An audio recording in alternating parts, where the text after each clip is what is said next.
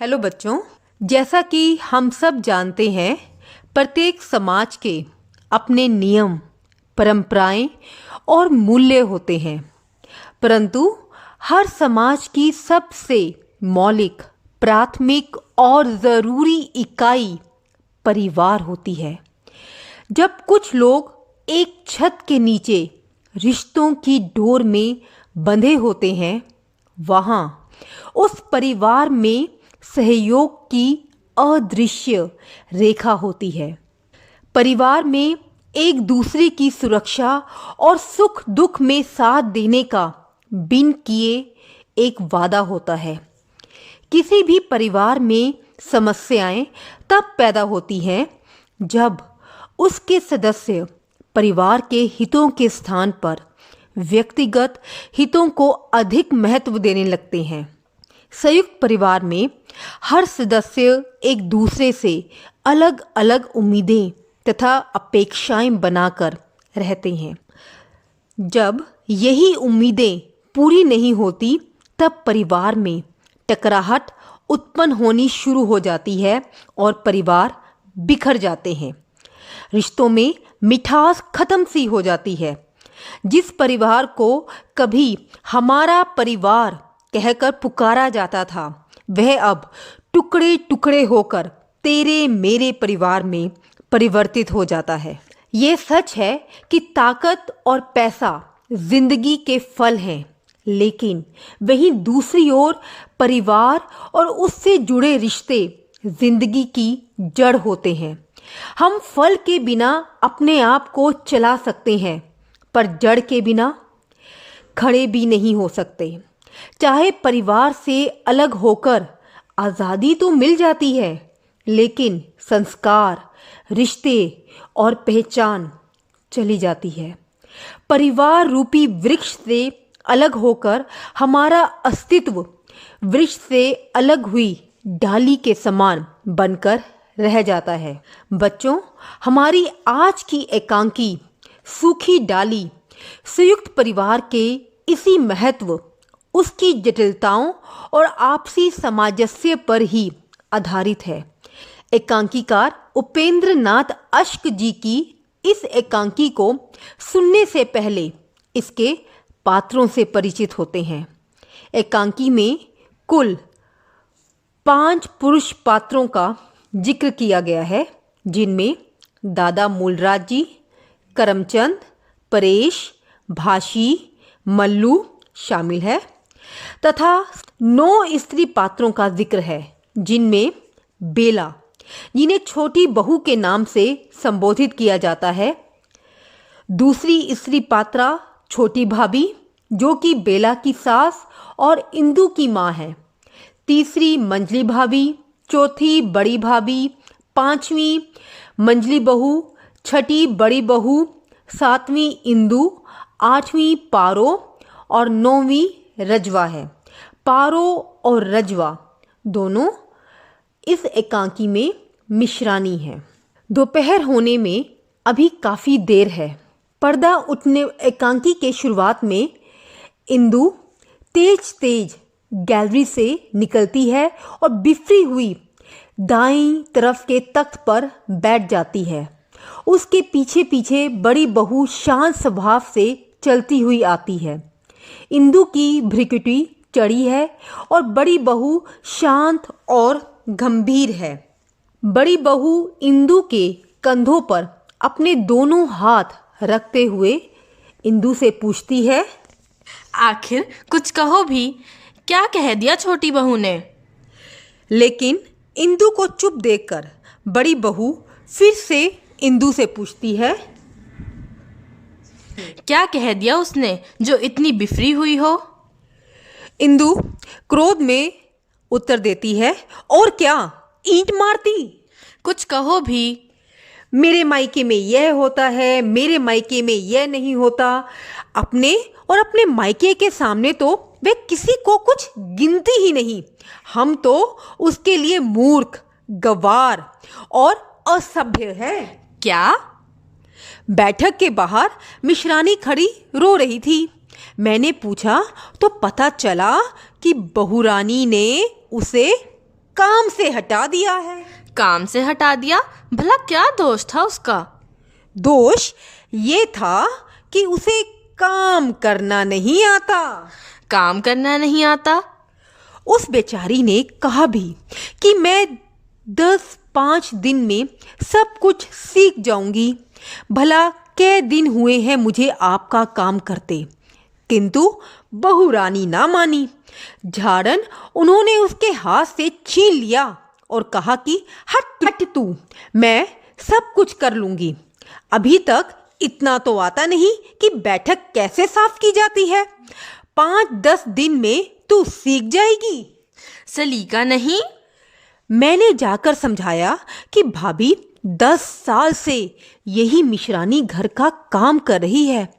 घर भर की सफाई करती है, बर्तन मलती है, कपड़े धोती है। जाने तुम्हारा कौन सा ऐसा काम है जो इससे नहीं होता। और फिर मैंने समझाया कि भाभी, नौकर से काम लेने की तमीज होनी चाहिए। हाँ और क्या? झट से बोली, वह तमीज तो बस आप लोगों को है।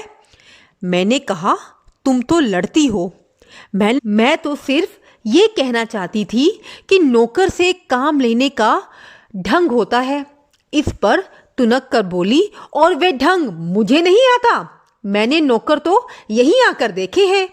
फिर कहने लगी, काम लेने का ढंग उसे आता है जिसे काम की परख हो। सुबह शाम झाड़ू देने मात्र से कमरा साफ नहीं हो जाता। उसकी बनावट सजावट भी कोई चीज है। ना जाने तुम किस तरह इन फूहड़ नौकरों से गुजारा कर लेते हो।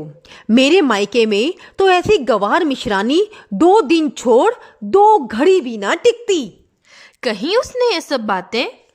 और कैसे कही जाती है, जब से आई है यही तो सुना रही है। नौकर अच्छे हैं तो उसके मायके में, खाना पीना अच्छा है तो उसके मायके में, कपड़े पहनने का ढंग आता है तो उसके मायके वालों को। हम तो न जाने कैसे जी रहे हैं। यहाँ के लोगों को खाना पीना पहनना ओढ़ना कुछ भी नहीं आता। हमारे नौकर गवार, हमारे पड़ोसी गवार, हम स्वयं गवार। मैंने भी कह दिया, क्या बात है भाभी तुम्हारे मायके की, एक नमूना तुम ही जो हो। एक मिश्रानी भी ले आती तो हम गवार भी उससे सीख लेते। तभी दाईं दीवार के कमरे से छोटी भाभी और छोटी बहू प्रवेश करती हैं। उसके पीछे पीछे रजवा है। क्यों इंदु बेटी, क्या बात हुई? यह रजवा रो रही है। कोई कड़वी बात कह दी छोटी बहू ने इससे? मीठी वे कब कहती है जो आज कड़वी कहेगी। यह आज तुम कैसी जली कटी बातें कर रही हो? छोटी बहू से झगड़ा हो गया है क्या? तभी रजवा भरे हुए गले से अपनी आप बीती सुनाती हुई बोलती है, आज माँ जी उन्होंने मुझे बरबस काम से हटा दिया। इतने बरस हो गए आपकी सेवा करते, कभी किसी ने इस प्रकार अनादर ना किया था। मुझे तो माँ जी आप अपने पास ही रख लीजिए। मैं आज से उनका काम करने ना जाऊंगी।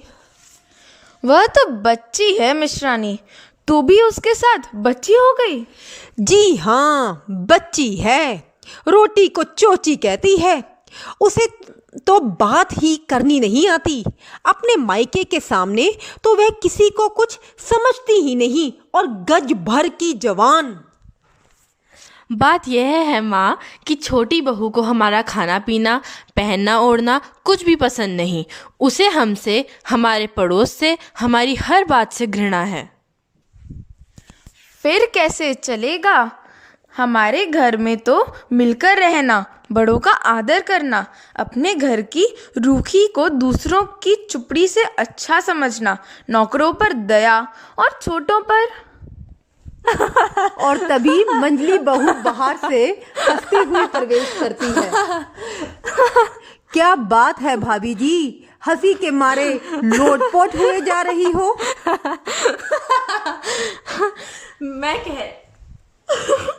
मैं कहती हूँ, आखिर कुछ कहो भी।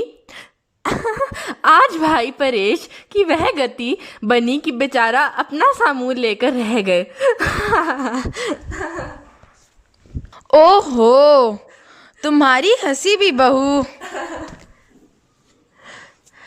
मैं क्या करूं, मैं हंसी के मारे मर जाऊंगी। छोटी माँ, अभी छोटी बहू ने परेश की वह गत बनाई कि बेचारा अपना सा मुंह लेकर दादाजी के पास भाग गया। इंदु, बात क्या हुई? मैं तो उधर ऊपर सामान रखने गई थी। बहुत बातें तो मैंने सुनी ही नहीं, बहुत समझ भी नहीं पाई। अंग्रेजी में गिटपिट कर रहे थे। छोटी बहू का पारा कुछ चढ़ा हुआ था। इतना मालूम हुआ कि परेश स्नान कर कमरे में गया तो बहू रानी ने सारा फर्नीचर निकालकर बाहर रख दिया था। परेश ने कारण पूछा। छोटी बहू ने कहा, मैं इन टूटी फूटी कुर्सियों और गले सड़े फर्नीचर को अपने कमरे में ना रहने दूंगी। परेश कहने लगा, हमारे बुजुर्ग। बात काटकर छोटी बहू ने कहा, हमारे बुजुर्ग तो नंगे बुच्चे जंगलों में घूमा करते थे, तो क्या हम भी उनका अनुकरण करें? और जो सामान पड़ा था वह भी उठाकर बाहर फेंक दिया। फिर छोटी बहू, यह तो। परेश ने कहा, इस फर्नीचर पर हमारे दादा बैठते थे, पिता बैठते थे, चाचा बैठते थे। उन लोगों को कभी शर्म नहीं आई। उन्होंने कभी फर्नीचर को गले सड़े होने की शिकायत नहीं की। अब यदि मैं इसे रखने पर आपत्ति करूंगा तो दादाजी कहेंगे कि तहसीलदार होते ही लड़के का सिर फिर गया है। हाँ, ठीक ही तो कहा परेश ने। परेश, मेरा बेटा भला। तब बहू ने कहा, तो ना कहो, मैं तो इस गले सड़े सामान को कमरे के पास तक ना फटकने दूंगी। इस बेडौल फर्नीचर से तो नीचे धरती पर चटाई बिछाकर बैठना रहना अच्छा है। मेरे मायके में बस उसे तो अपने मायके की पड़ी रहती है 2400 घंटे। और छोटी बहू ने अपने मायके के बड़े बड़े कमरों और उनके बहुमूल्य फर्नीचर का बखान और महाशय परेश की भी ना चलने दी। बेचारा भी की बिल्ली बना दादाजी के पास चले गए। मैं तो चुपके से चली आई। ज़बान है छोटी बहू की या कतरनी। और फिर जब अंग्रेजी बोलने लगती है तो कुछ समझ में ही नहीं आता। परेश बेचारा तो अपने समूह लेकर रह जाता है, जाने तहसीलदार कैसे बन गया। बस जवान ही है। बात तो तब है जब काम भी हो।